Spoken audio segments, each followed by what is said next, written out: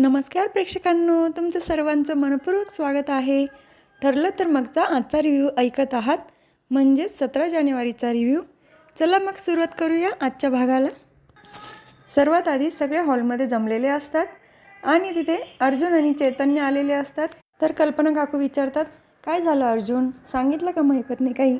अर्जुन सांगतो, महिपत आज सगळं सांगणार होता, पण काय झालं काही कळालं नाही, तो काही बोललाच नाही.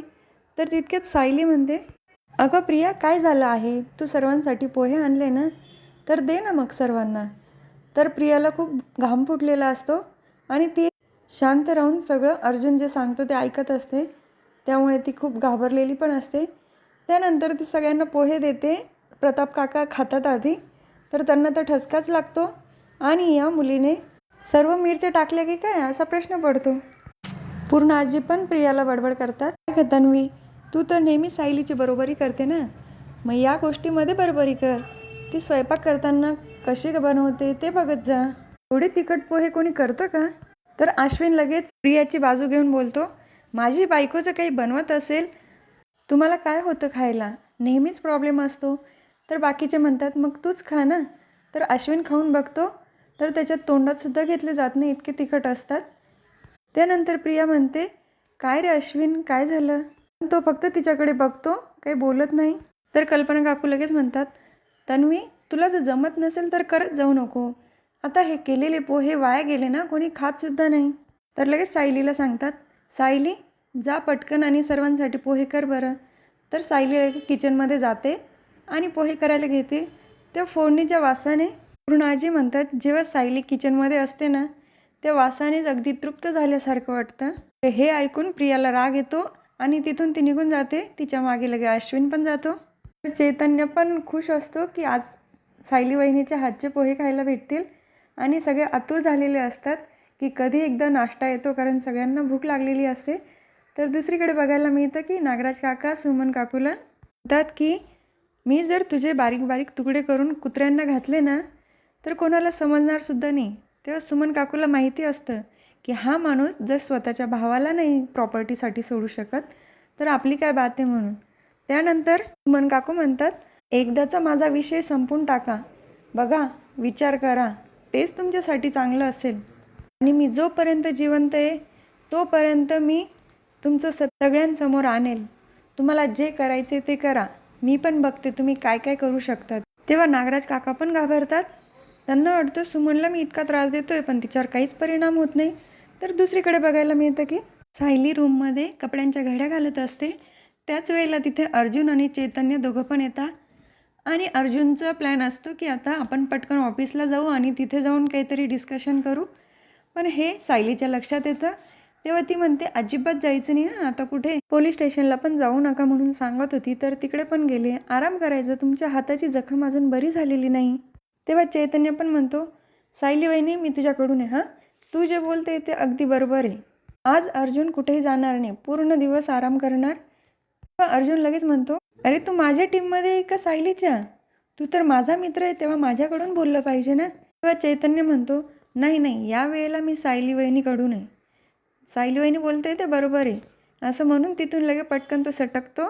तर अर्जुन काही बोलणार तितक्यात सायली रागाने बघते, तर अर्जुन लगे शांत होतो. दुसरीकडे बघायला मिळतं की साक्षी मोबाईलवर व्हिडिओ बघत असते. त्याच वेळेला न्यूज येते की महिपत शिकरेंना अटक झालेली आहे आणि अटक करण्याच्या मागे सुभेदारांचा हात आहे. तेव्हा ती न्यूज बघून साक्षी खूप घाबरते आणि तिला असं वाटतं की आता अण्णा पकडले गेले म्हणजे आपण तर गेलो 12च्या भावात. तर सेम न्यूज सचिन पण त्याच्या रूममध्ये बसून बघत असतो मोबाईलवर.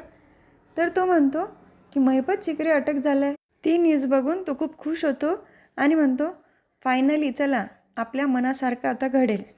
तर दुसरीकडे अर्जुन आणि सायली बोलत असतात. अर्जुन पोलीस स्टेशनमध्ये घडलेला सगळा प्रकार सांगतो आणि तो म्हणतो, मी जेव्हा महिपत शिकरेला विचारत होतो त्याच वेळेला तिथे नागराज काका पण आला आणि त्यांनी जेव्हा धमकी दिली त्यानंतर महिपत शिकरे खूप घाबरला. मला तर असं वाटतं आहे की या सगळ्यांच्या मागे नागराज काकाचाच हात असेल. जो माणूस आपल्या बायकोला इतका त्रास देऊ शकतो, तो आपल्या भावाची सुपारी तर सहज देऊ शकतो ना. तेव्हा सायली म्हणते, नागराज काका काहीही करू शकता, पण पोलीस स्टेशनमध्ये येऊन धमकावत होते. म्हणजे कमालच झाली हं नागराज काकाची. तेव्हा सायली म्हणते, आपण या सगळ्यांच्या मुळाशी गेलं पाहिजे. तेव्हा अर्जुन पण विचार करतो, हो की नागराज काका असं का म्हणत होता की तुला तुझ्या मेलेल्या मुलीची शपथ. तर आपण या सगळ्यांच्या मुळाशी गेलं पाहिजे. साक्षीचं काय गुपित आहे हे आपण शोधायला पाहिजे. तर दुसरीकडे सचिन साक्षीकडे आलेला असतो आणि साक्षी खूप घाबरलेली दिसते त्याला. पण तो असं दाखवतो की त्याला काही माहितीच नाही, त्याने न्यूज बघितलेली नाही. तेव्हा साक्षी पण विचार करते की आता याला काही सांगायला नको, नाहीतर सगळं बिघडेल. आणि त्याला विचारते की सचिन तू मला सोडून तर नाही ना जाणार. तेव्हा सचिन लगेच तिला जवळ घेतो. सचिन म्हणतो, नाही मी तुला कधीच कुठे सोडून जाणार नाही. आणि मनात म्हणतो की आता तुझ्याबरोबर राहण्यातच माझा फायदा आहे. तर दुसरीकडे सायलीचं स्वयंपाकही बनून झालेला असतो आणि सगळे जेवायला बसतात. आणि तिने जेवण बनवलं आहे याचं कौतुक कल्पना काकू खूप करत असतात की सायली घरात पण किती छान पद्धतीने लक्ष देते आणि स्वयंपाक पण किती छान करते, सगळ्या गोष्टी अगदी व्यवस्थित मॅनेज करते. तर तितक्यात अर्जुन म्हणतो की माझी जेवायची इच्छा नाही आहे, मला भूक नाही आहे.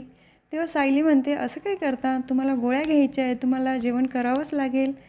तेव्हा विमल म्हणते, अहो अर्जुन दादा तुमच्या आवडीची मेथीची भाजी केली आहे.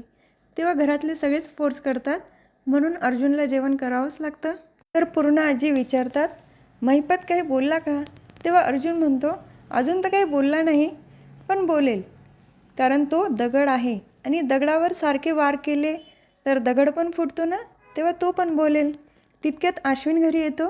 अर्जुन आणि सायली त्याला म्हणतात की आम्हाला तुझ्याशी बोलायचं आहे. तेव्हा अश्विन म्हणतो, हो बोला ना. तर तितक्यात सायली म्हणते की आता प्रिया तर घरी नाही आहे आणि तुमच्या वाटेचा स्वयंपाक पण नाही बनवला आहे, तर तुम्ही आत्ताच जेवायला बसा, मी तर बनवलं आहेच, सगळ्यांबरोबर तुमचं पण जेवण होईल. तेव्हा अश्विन म्हणतो, नाही मला बाहेरचं खायची सवय झाली आहे. तेव्हा तुम्हाला काही बोलायचं असेल तर तुम्ही माझ्या रूममध्ये या. असं म्हणून तो रूममध्ये निघून जातो. तर कल्पना काकू म्हणतात, एवढं सगळं झालं आहे पण या मुलाचे डोळे का उघडत नाही आहे. त्याला असं वाटतं की आपण त्याच्या बायकोबरोबर चुकीचं वागतो आहे, तिचा तिरस्कार करतो आहे. पण बघितलं ना त्याची बायको वागते कशी. तर दुसरीकडे प्रिया नागराज काकांकडे आलेली असते. प्रिया म्हणते, आपण लवकरात लवकर काहीतरी हालचाल करायला पाहिजे. तेव्हा नागराज काका म्हणतात, नेमकं काय करायचं. तर प्रिया म्हणते, आता आपण हुकुमाचा इक्का बाहेर काढायला पाहिजे. माझ्याकडे एक प्लॅन आहे, तो मी तुम्हाला सांगते. आपण त्या पद्धतीने केलं ना तर महिपत कधी आपल्या विरोधात तोंड उघडू शकत नाही आणि त्यांनी जर तोंड उघडलं ना तर मग आपलं काही खरं नाही. तेव्हा ती पूर्ण प्लॅन सांगते. तर नागराज काका पण तयार होतात. ते म्हणतात, तुझा प्लॅन मला आवडला आहे, आपण या पद्धतीनेच करू. दुसरीकडे अर्जुन आणि सायली अश्विनच्या रूममध्ये आलेले असतात. ते म्हणतात, प्रिया नाही तोपर्यंत आपण बोलून घेऊया. सायली हॉस्पिटलमधल्या एका व्यक्तीचं नाव सांगते आणि या व्यक्तीबद्दल इन्फॉर्मेशन काढा, आम्हाला या व्यक्तीवर डाऊट आहे असं सांगतं. तेव्हा अश्विन पण हो म्हणतो. तितक्यात तिथे प्रिया येते. तर प्रिया तिघांना एकत्र बघते. हे तिघं एकत्र आहे म्हणजे नक्की यांच्यात काहीतरी चालू आहे आणि ते आपण शोधायला पाहिजे. तितक्यात सायलीचं लक्ष जातं प्रियाकडे.